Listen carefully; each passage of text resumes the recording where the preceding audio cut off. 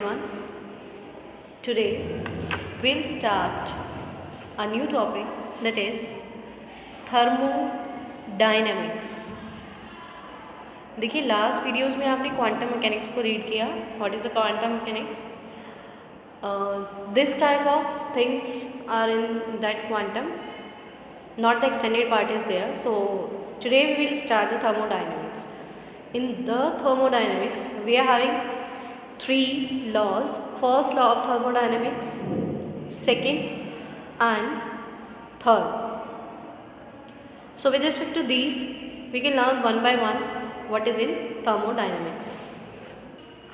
So the thermodynamics is the branch of science which deals with the study of interconversion. ये किसके बारे में read करेगा? Interconversion of different forms of the energy. Okay, किसका interconversion? Different forms of energy. And that different forms of energy का अगर वो interconversion दे रहा है और उसका रिलेशन ऑफ इस रिलेशन विद द वर्क, कि उसका एनर्जी और वर्क का क्या रिलेशन है.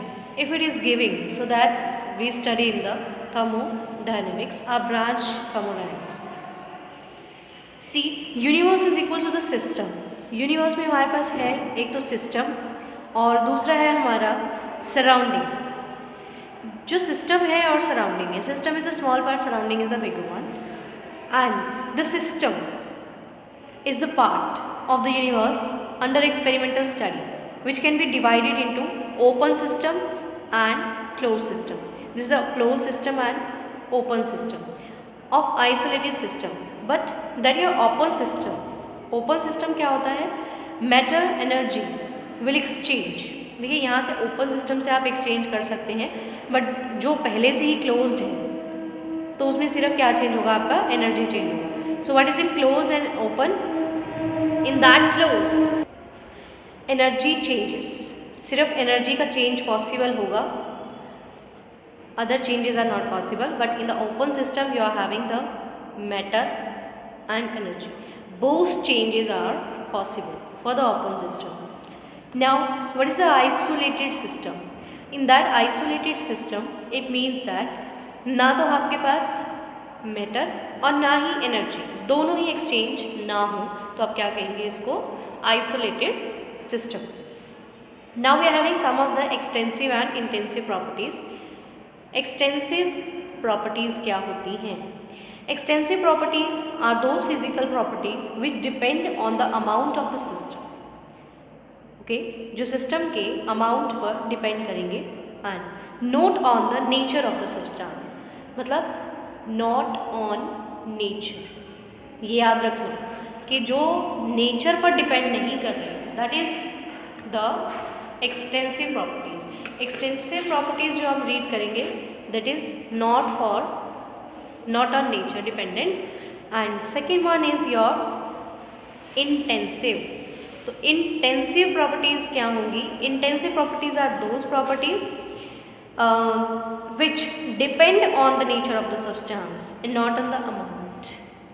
देखिए ये not on amount, मतलब आप कितना अमाउंट ले रहे हैं उस पर डिपेंड नहीं करेगा, इस पर डिपेंड करेगा कि नेचर कैसा है उसका. बट एक्सटेंसिव उसका रिवर्स होगा.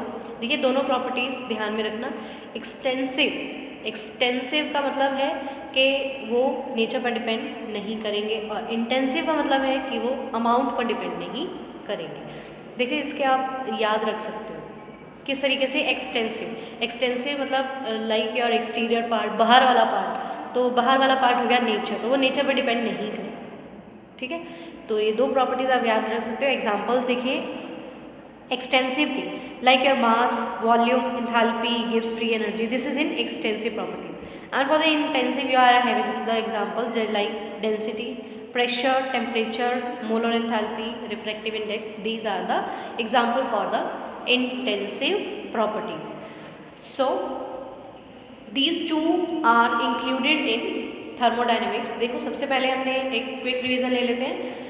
Thermodynamics, what is thermodynamics? इसमें हमने ये रीड किया कि इंटरकन्वर्जन होता है डिफरेंट टाइप्स ऑफ एनर्जी का, और एनर्जी और वर्क के बीच में क्या रिलेशन है उसमें ये हमें पता चलेगा। थर्मोडायनेमिक्स में दो चीज़ें होती हैं, सिस्टम और सराउंडिंग। सिस्टम या तो क्लोज हो सकता है या फिर ओपन हो सकता है। क्लोज में सिर्फ एनर्जी आपकी एक्सचेंज होगी, ओपन में मैटर भी चेंज हो सकता है, एनर्जी भी चेंज हो सकती है।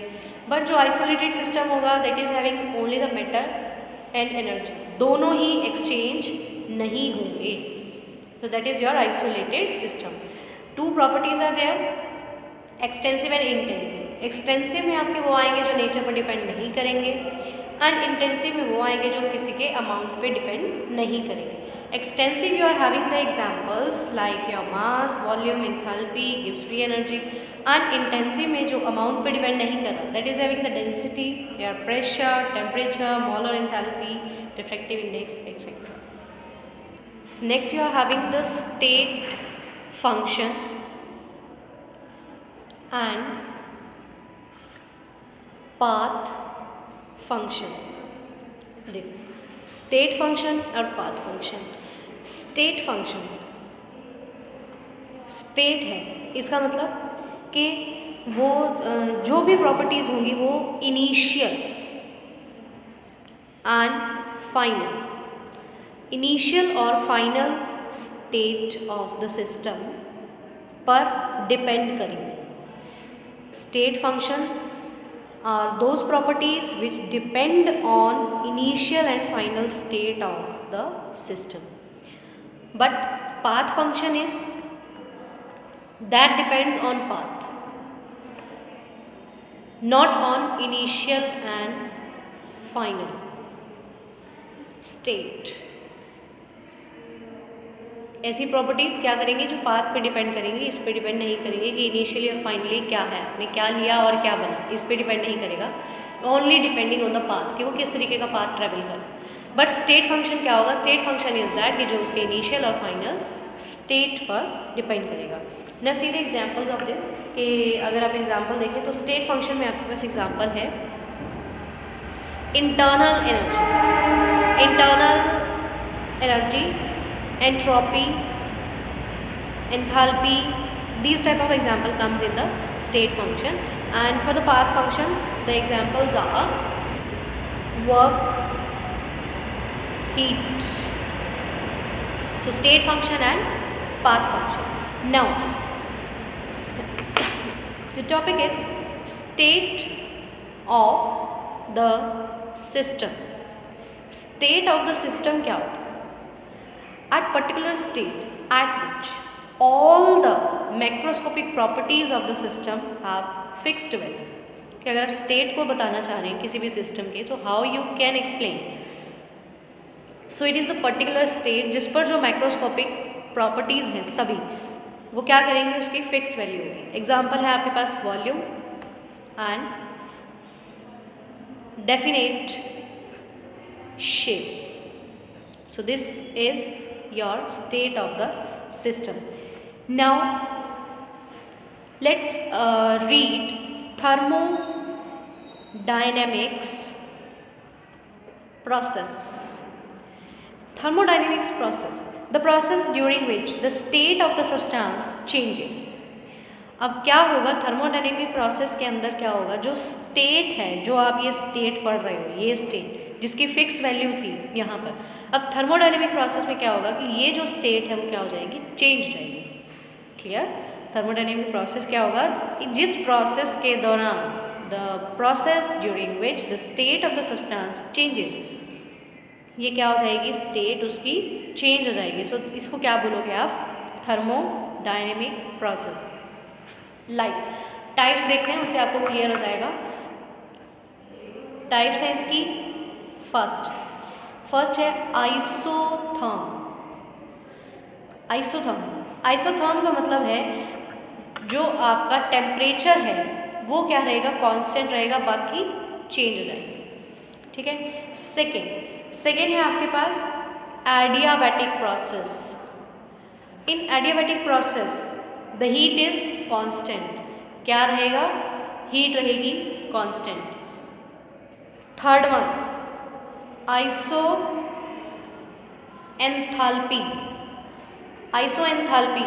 इसमें क्या होगा आपके पास, एंथैल्पी जो होगी वो कैसी रहेगी, कांस्टेंट रहेगी। And next one is fourth, isoentropic. If it is isoentropic तो इसमें क्या रहेगा, जो आपकी एंट्रोपी होगी वो क्या रहेगी, कांस्टेंट रहेगी। देखो एंथैल्पी जो है वो हीट से रिलेट करती है, एंथैल्पी, एंड जो आपकी एंट्रोपी है वो रैंडमनेस से रहती है। तो रैंडमनेस यहाँ क्या रहेगी, कांस्टेंट रहेगी, यहाँ हीट कांस्टेंट, एंथैल्पी डिपेंड करेगा उसमें। नेक्स्ट वन आपके पास इसमें एडियाबैटिक में हीट रहेगा, और आइसोथर्म में आपका टेम्परेचर जो रहेगा वो कांस्टेंट रहेगा, बाकी कुछ भी चेंज हो सकता है। तो अगर इन प्रोसेसेस के बारे में आपको रेट दिया हुआ है, like your any of the term is isothermal, तो आप कह सकते हो कि इस प्रोसेस में, इसमें आपके पास टेम्परेचर जो क्या रहेगा, कांस्टेंट रहेगा। Clear? Let's start about some of the term. Work, सबसे पहले रीड करते हैं वर्क के लिए। This work is the product of external force of the displacement caused due to it, means W that represented work is the product of the force F and the displacement, this one. So W is expressed as the force into displacement. After that mechanical work, या तो आप बोल सकते हैं इसको mechanical work, or you can say it like work of expansion. Work of expansion. So in this, the work of expansion, it is a product of the external pressure. ये क्या होगा, work for expansion. It is the pressure, external pressure, multiply with change in the volume of all the system, change in volume. It is a product of the external pressure with the change in the volume. So this is your work of expansion, or this is also the change pressure, exterior pressure. Next आता है कि work of known expansion. जब expansion नहीं हुई तो क्या होगा आपके पास, वो होगा it is a product of sorry electromotive force and quantity. Electromotive force को आप रिप्रेजेंट करेंगे F with the quantity of the current flowing through it, E, and this N, the number. So W is NFE, मतलब जितना आपके पास electromotive force change हो रहा है and the quantity of the current flowing through it. So this is your work of non expansion, जब expansion नहीं हो रही है। After then gravitational work. Gravitational work क्या होता है, it is the product of the gravitational force and the change in height, means W is equals to mgh. Work is done by the system. अगर कोई भी system काम कर रहा है, please note down this, if work is done by the system, so this will be negative. Work done by system, this will be negative. If work done on the system, that will be positive. Work done on system. System पर काम हो रहा है तो आपके पास answer आएगा positive, और अगर सिस्टम के द्वारा काम किया जा रहा है so that will be negative one. So this is your brief description of work. In the next class we will move further with the next topic. Thank you so much.